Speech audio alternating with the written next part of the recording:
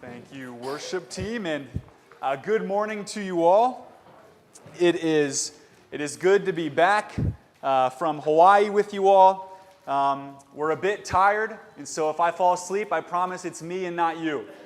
I'll try not to bore you with this up here, but it truly is good to be back with you all. We had a wonderful time with Kate's sister and brother-in-law, visiting with them, visiting what their life is like in Hawaii and Maui, and just enjoying time with them and time with indeed God's beautiful creation there in the middle of the Pacific. But yeah, also good to be back and good to be in the second half of Daniel in all of its wildness that we will endeavor through. The post-apocalyptic genre is one of my favorite storylines. And it just so happens to be a very popular genre that fascinates many, as it's the subject of many Hollywood movies and books and short stories, because we all want to know how this thing ends.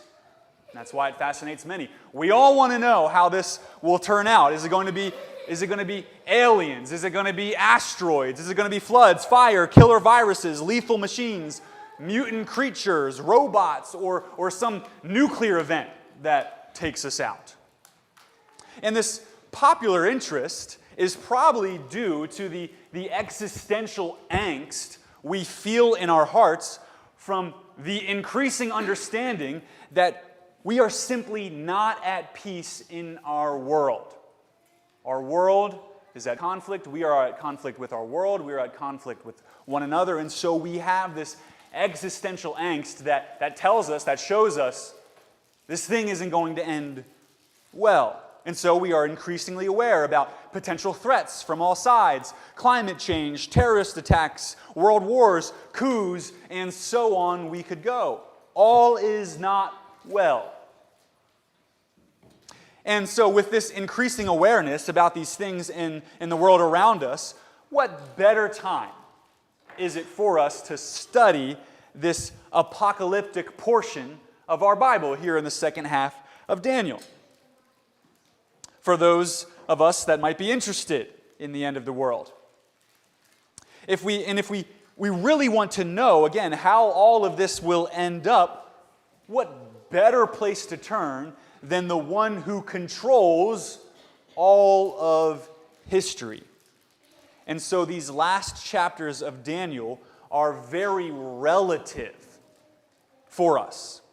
And so again, if you have your Bibles, turn with me to Daniel 7. That's where we will be today.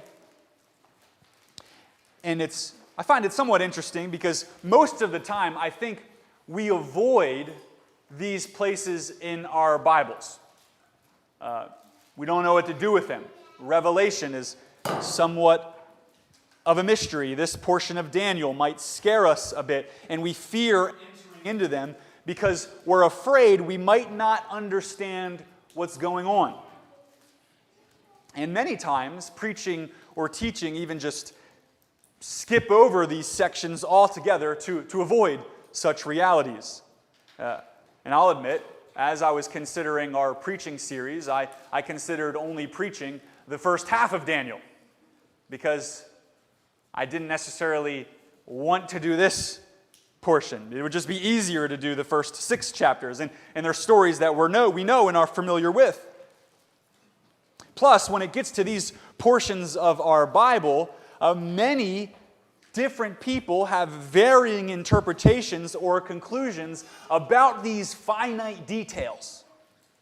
You may have heard terms thrown out there like, are you pre-trib, post-trib, mid-trib, amillennial, dispensational, all of which affect your views in how you interpret texts like these.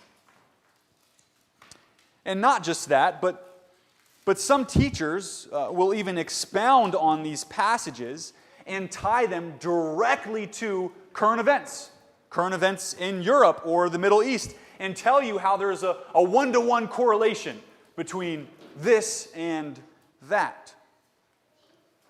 And again, what is also hard about texts like these Some will make you think that you need an advanced degree to uncover the meaning of all of these passages. You have to go to Bible college, seminary. You have to have your PhD in apocalyptic literature to truly grasp what Daniel has, what the Apostle John has, what Ezekiel is talking about.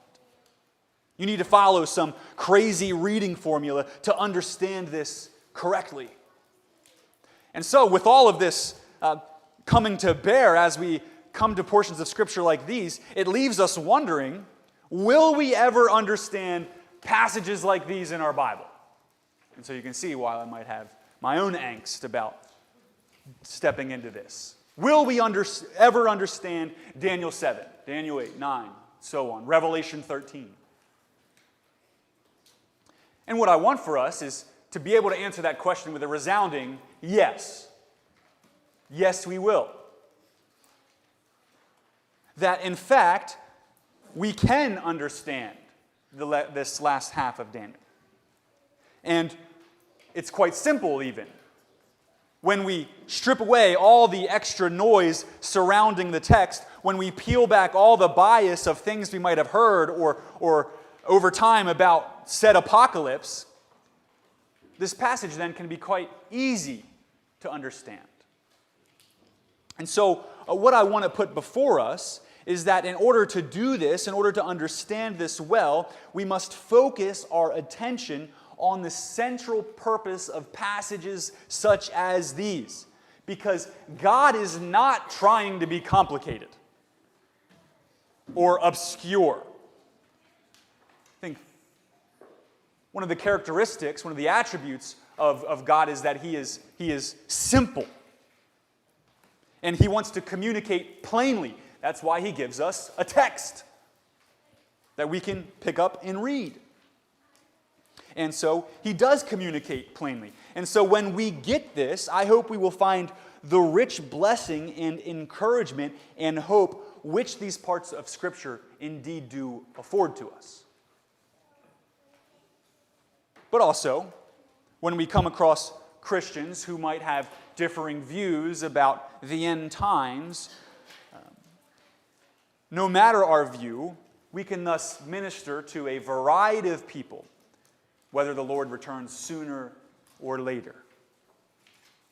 I had one professor at Westminster who said that the age group who actually understood these texts the best in all of his vast teaching experience wasn't the young adult group, it wasn't the older adult group, it wasn't the seminary student, it was actually the Sunday school class downstairs. It was actually the kids, he found, that understood these portions of Scripture the best. Why? Because these kids weren't distracted with making all of these random interpretations that aren't meant to be, as they just simply heard and understood plainly.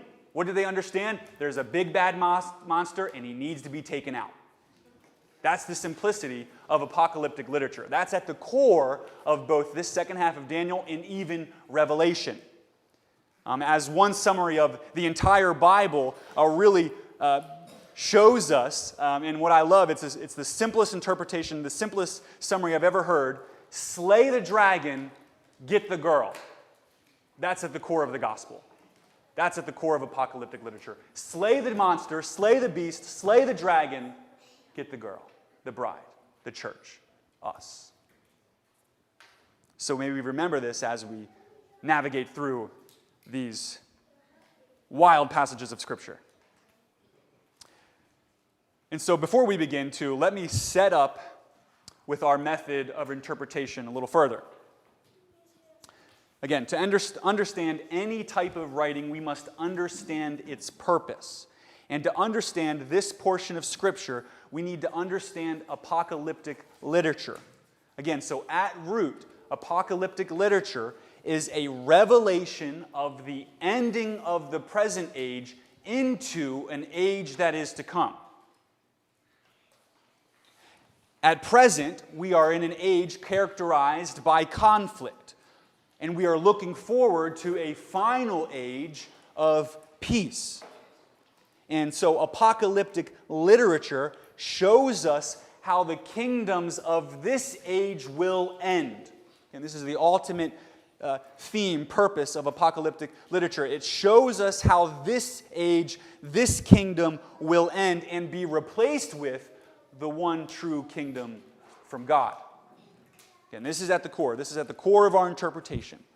And so we are shown this by these mysterious images and dreams with the goal of comforting and exhorting those who believe.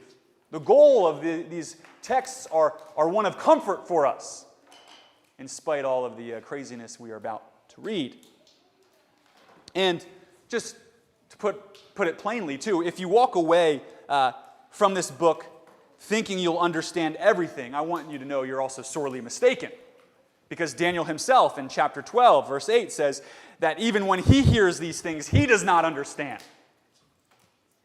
But again, when we take a step back, gaze at the whole, I think we'll be able to appreciate and begin to understand in a more full-orbed way of the meaning and depth of these parts of Scripture. Remember here, the context of Daniel matters. What has been the central purpose thus far of our book? Anybody want to take a shot? Thinking back to chapter 1 and the heavenly meal plan and the Babylonian training in chapter 2 and Nebuchadnezzar's dream with the crumbling statue. And then we have chapter 3 in the fiery furnace. Chapter 4 with Nebuchadnezzar's dream about the great tree and when he goes crazy. Chapter 5 and Belshazzar and the writing on the wall. And then 2 weeks ago we looked at chapter 6 about Daniel in the lion's den. And what was the central theme in every one of these chapters? It's right out there, even on our sign out front. It's that God is King of Kings. His authority is ultimate. All these authorities that exist on the world below are only in part. They're partial. They're given authority. Ultimate authority lies in the heavenly realms alone. And His kingdom, God's kingdom, knows no limitations. It does not come to an end. And so then, what we learn again in every single chapter and what we'll continue to learn is that in spite of the present toil in this world, His kingdom will come and His will is being done. So, in spite of present appearances, God is sitting on His throne. And so this theme continues on. But we notice a change, though. Again, we know Daniel to be in two parts. Chapters 1 through 6, 7 to 12. And we notice this shift right away in verse 1. That we are going back in time, for it's back in the first year of King Belshazzar. And now we are addressing Daniel's vision and not somebody else's vision. This is Daniel's personal life now. Look at verse 1. In the first year of Belshazzar, king of Babylon, Daniel saw a dream and visions of his head as he lay in his bed, that he wrote down the dream and told the sum of the matter. So again, the shift is happening.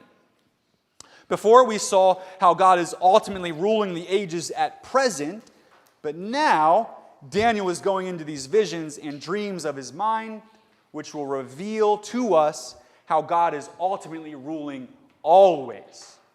Not just at present, but also in the ages to come. Again, this central theme, I want to keep putting this before us. This central theme remains true. The same God who is seated on the throne through the Babylonian era is the same God who is seated on the throne in the Medo-Persian era. And then such all through every successive era after era, God is seated on His throne. The world may, like Taylor Swift, go through all these eras, but in the end, there is only one ultimate era. There's your Taylor Swift reference for the week. The Lord is seated upon His throne. And so we begin this portion of our book with a reminder of such a reality as Daniel gets into the dreams and visions of his head. And so let's look at this. Let's read the first section of our verses here in verses 2 through 8. What is this vision? Well, here Daniel declares it. I saw in my vision by night, and behold, the four winds of heaven were stirring up the great sea. And four great beasts came up out of the sea, different from one another. The first was like a lion, and had eagle's wings. Then, as I looked, its wings were plucked off, and it was lifted up from the ground and made to stand on 2 feet like a man.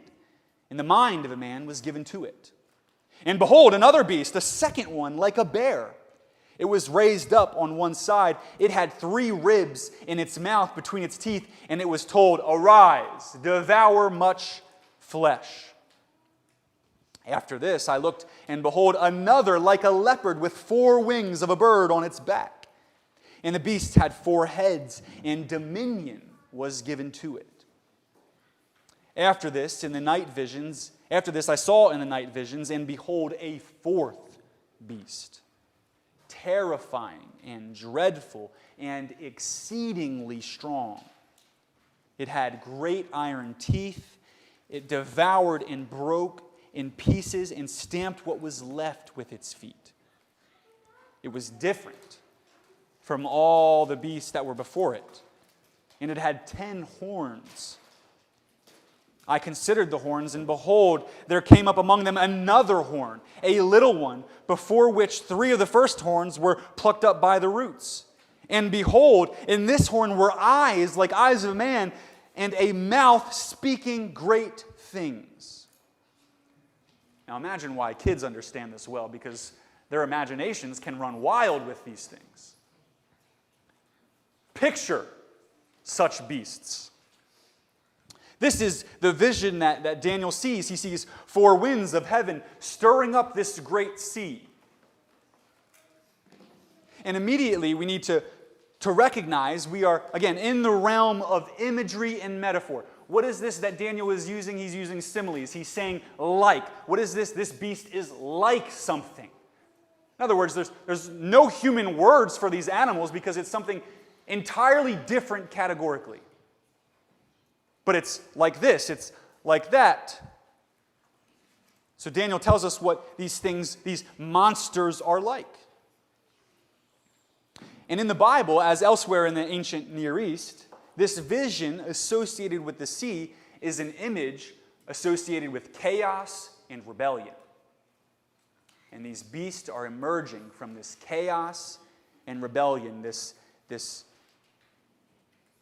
wicked sea. And so, since the ancient times, the sea has been associated, considered the home of such monsters. Take the Leviathan, for example, the multi-headed monster of ancient mythology. It comes from the expanse of the waters. And as we even consider such waters in their vast expanses, we can see why we would consider such beasts coming from them. It's dark, it's unpredictable, it's frightening, it can be terrifying. And let me tell you, as I was snorkeling off the coast of Hawaii,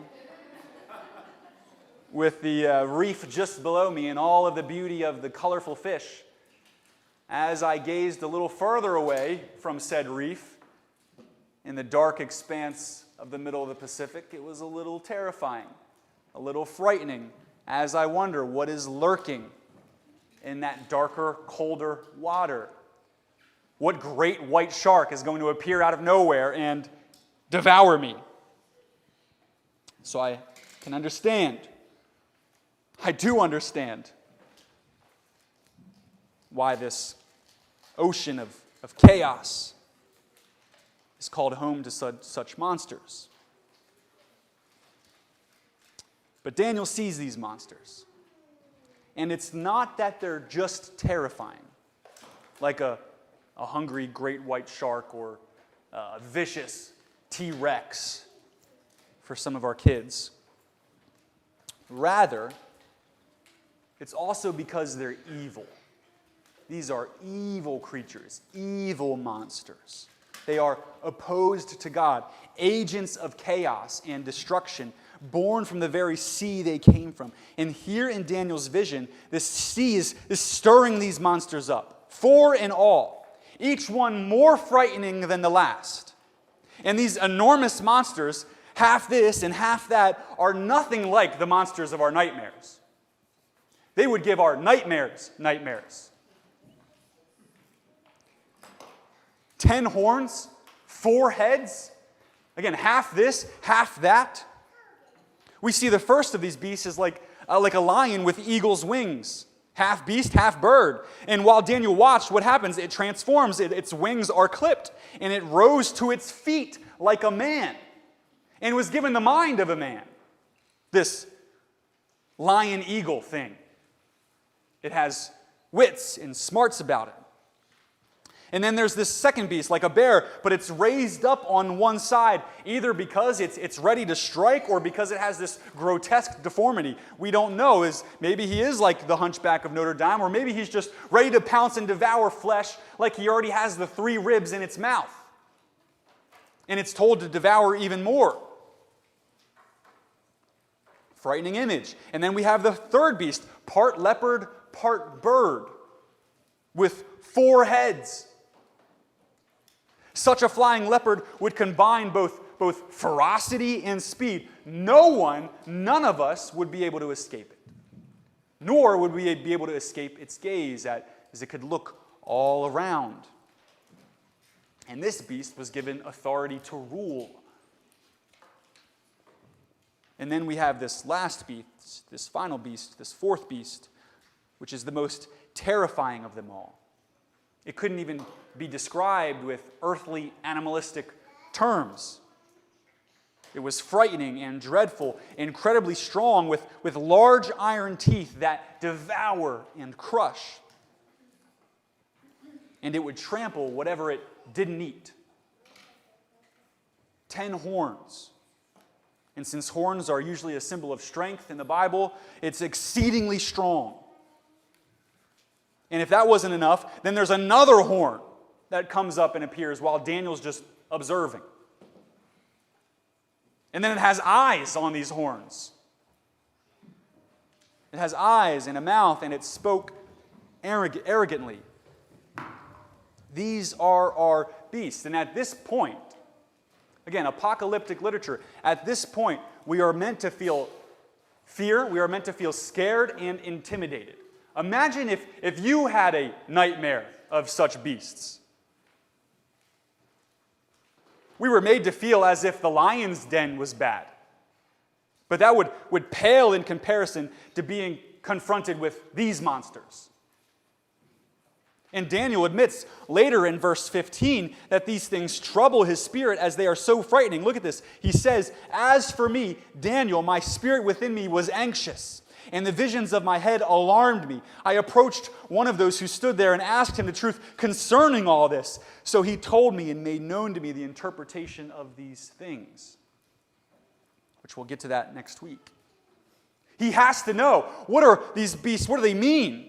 If they're so scary and terrifying.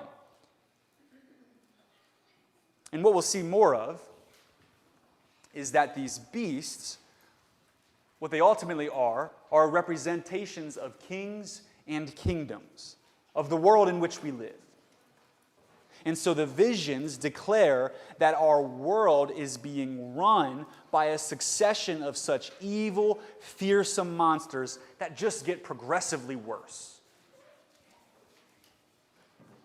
Much worse than the monsters that hide in our closet. Much worse than the ones that lie under our bed. These monsters are out to get us and devour us. Now again, before we jump into all of that next week, I want us to remember to keep the main thing. Because the temptation for us as readers at this point is a desire to identify, again, who are these beasts? What do they represent? Is it Babylon, Media, Persia, and Greece? Or is it Babylon, Media, Persia, Greece, and Rome? And many commentators will tell you one or the other. But the problem is that discussion will never be resolved because the data is never that precise. And what's the goal of apocalyptic literature? To show us that God is ultimate. He is King of Kings. And so the data about what these beasts are and what they represent is not given to us precisely. And I would offer to us that's intentionally so. For example, the Greek Empire was certainly fast and ferocious, like the winged leopard, but so too were the Persians. And both kingdoms aspired to dominate the four corners of the earth. But these attributes of speed and ferocity could equally apply to Nazi Germany in the 30s and 40s. And for that matter, a host of other warlike nations before and after them. So again, who are these beasts? But again, I want us to understand when we approach these parts of Scripture is that we do not have to nail down these obscure details because either way, however you slice it, that's not the point. The identification of who these beasts are is the exact opposite of the purpose of apocalyptic literature. So again, I don't want us to get bogged down in those details. Is it fun? Sure. Is it the purpose? No.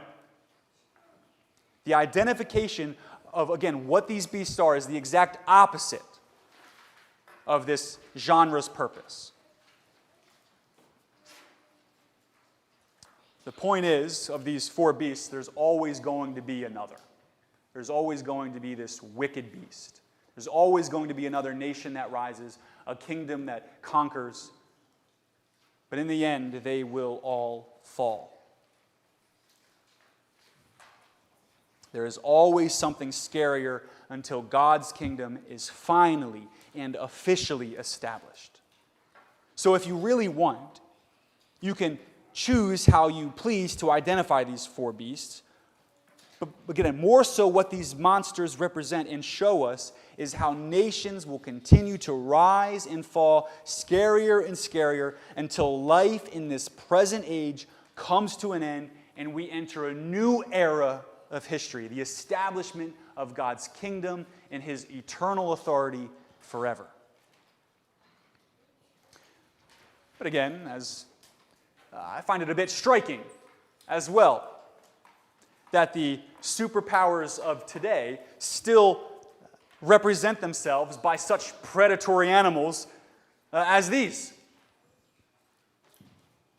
Fascinating. The Russian bear, the Chinese dragon, the American eagle.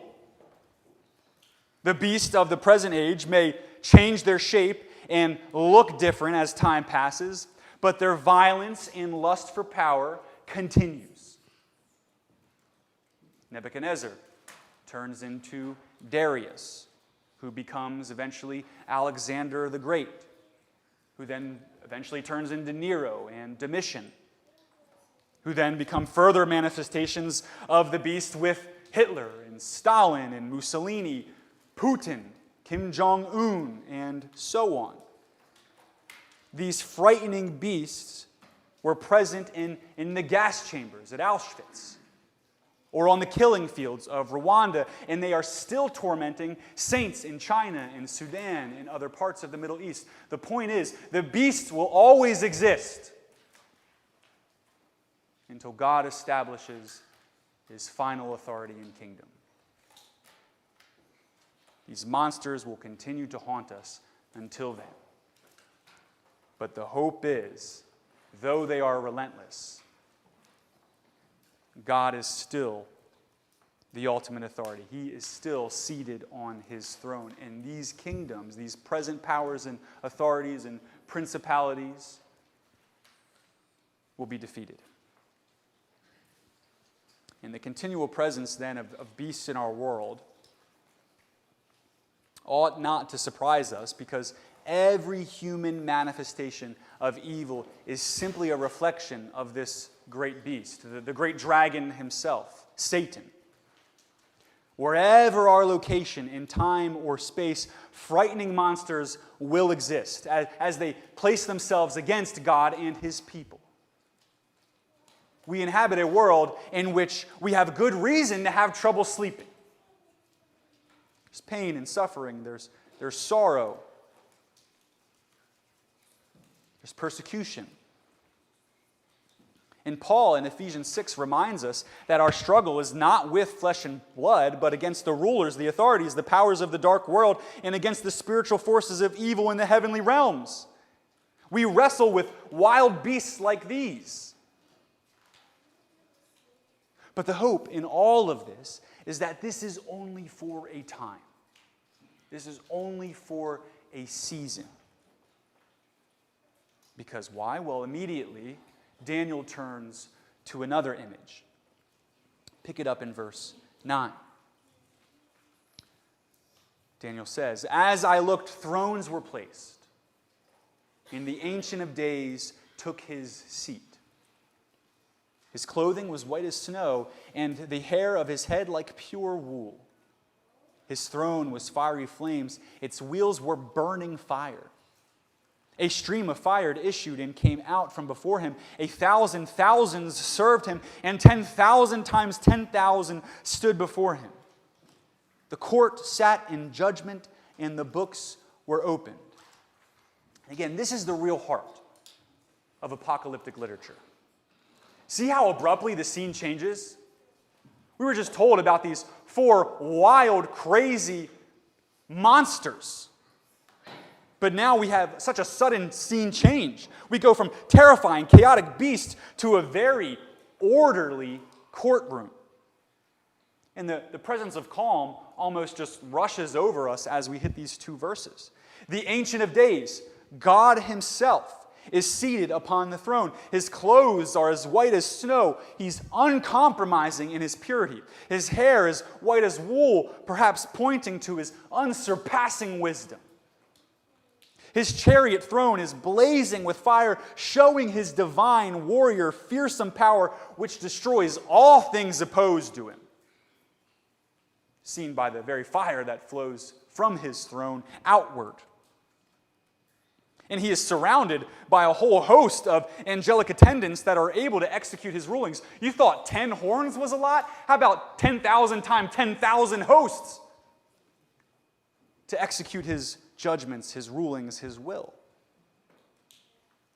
Here we see a judge who has the wisdom to sort the right from the wrong, the purity to choose the right, and the power to execute his very own judgments. And notice it doesn't take him long to get to work. Look what happens right after the book is opened here in verse 11.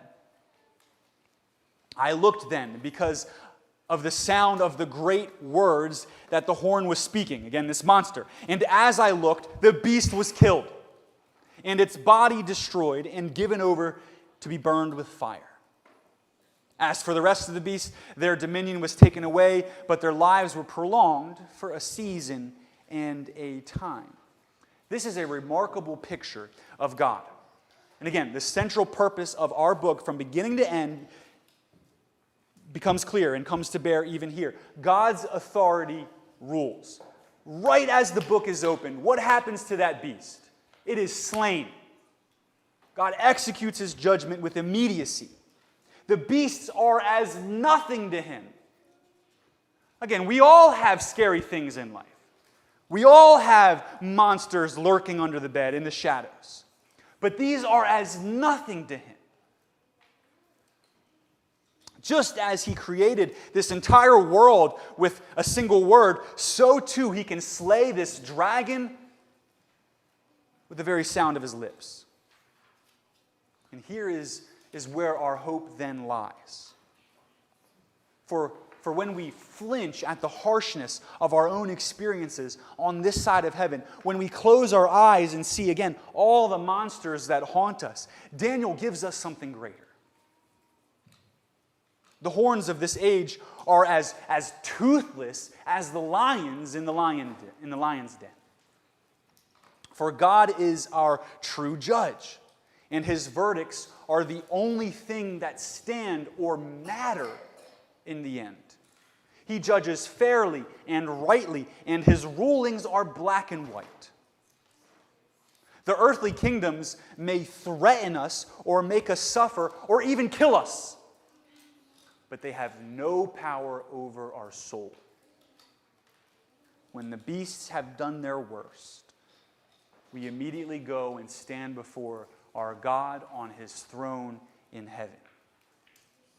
Jesus himself tells us this in Matthew 10.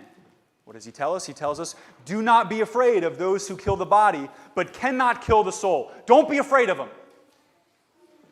Rather, he says, be afraid of the one who can destroy both soul and body in hell.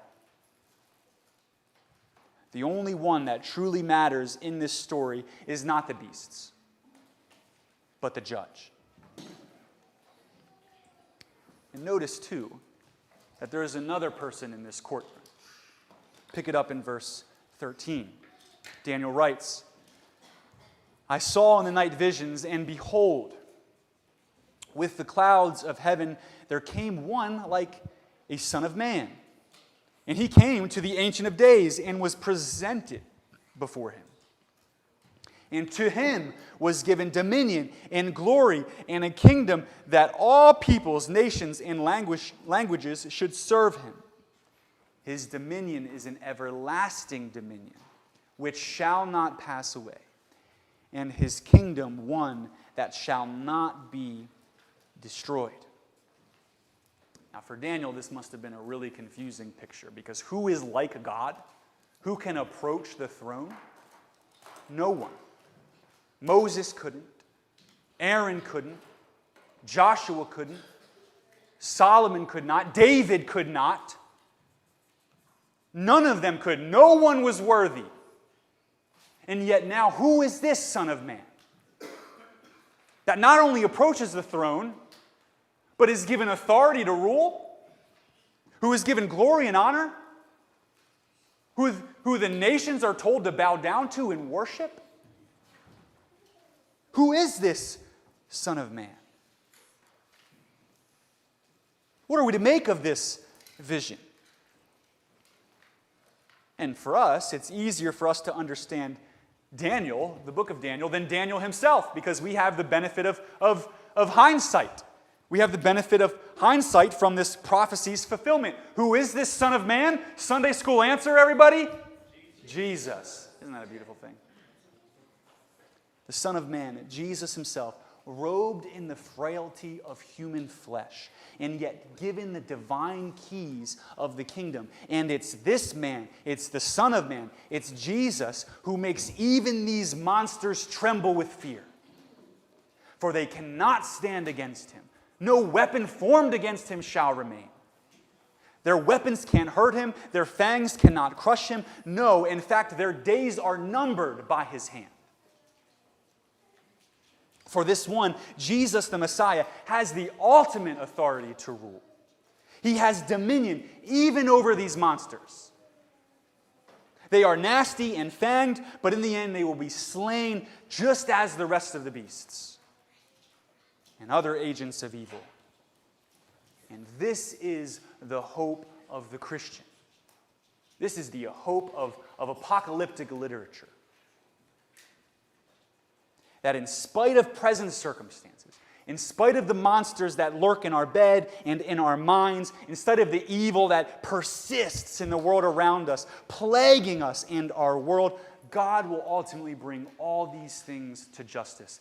His orders are black and white, and he will execute them to a divine degree. And the beauty of the gospel is that he doesn't do this to us. He could. He has every right to, as we have acted as agents of evil in our own time. But what has he done? He's offered to us the salvation of this Son of Man. He has extended to us grace and mercy, a covering of his own righteous blood, so that we wouldn't be treated like these monsters, but as sons and daughters adopted, heirs and inhabitants of his glorious kingdom. By his death, we have been offered life and life abundantly. And this, too, is one of his judgments for us. that all those who believe are counted righteous. A mysterious, just as mysterious as these beasts, a mysterious but a beautiful thing. To be known, to be loved, to be valued, to be cared for, to be saved from such a thing.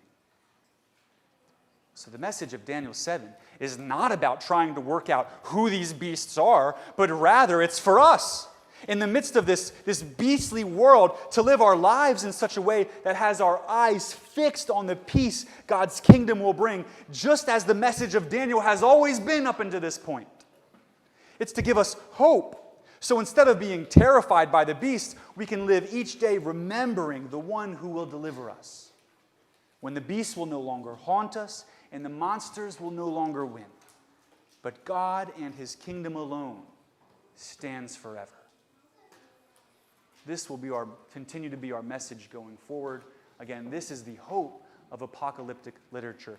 God and his kingdom will stand alone forever in the end. Fix your eyes on Jesus. Fix your eyes on this reality.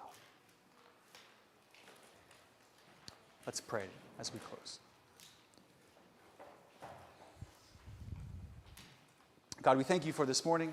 We thank you for this day, a day in which you have made, and so we rejoice and are glad in it. We are glad to be here together as a church body, functioning and serving alongside of one another to give you all the honor and glory and praise that you are due.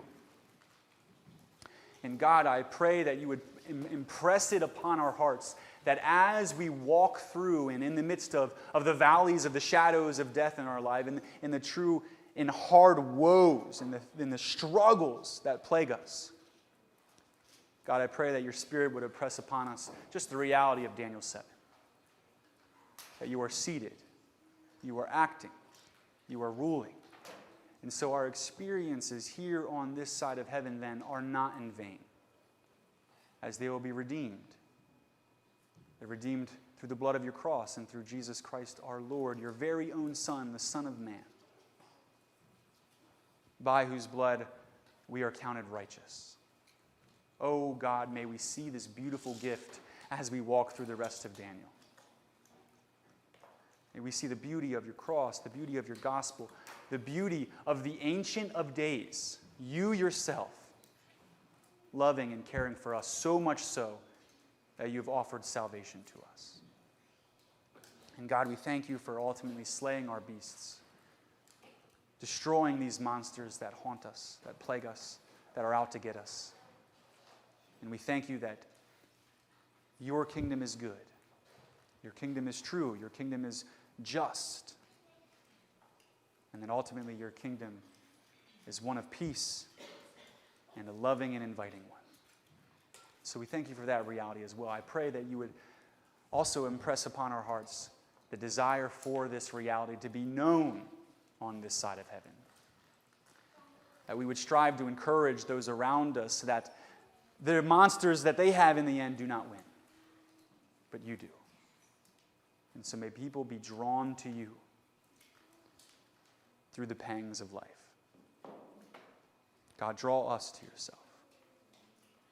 It's in your Son's name we pray. Amen.